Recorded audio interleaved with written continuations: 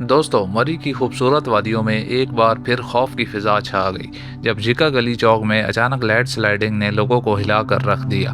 सवाल ये है, आखिर ये पहाड़ अचानक क्यों सिरका?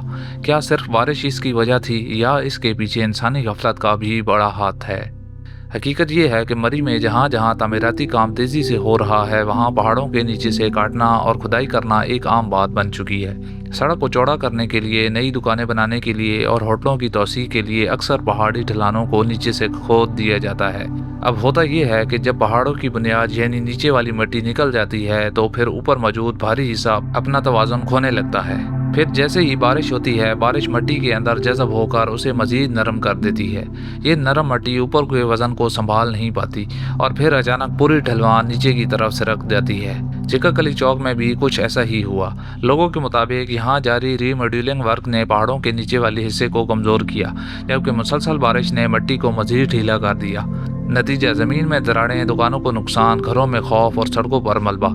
यानी साफ लफ्ज़ों में कहा जाए तो ये सिर्फ कुदरती हादसा नहीं, बल्कि इंसानी गफलत और गैर मनसूबा बंद तामीरात भी इस तबाही की बड़ी वजह है। अगर पहाड़ों को बगैर प्रॉपर इंजीनियरिंग के नीचे से काटा जाएगा, तो ड्रेनिंग का ख्याल नहीं रखा जाएगा और हर स्लोप पर कंस्ट्रक्शन होगी, तो ऐसे हादसा बार बार होते रहेंगे।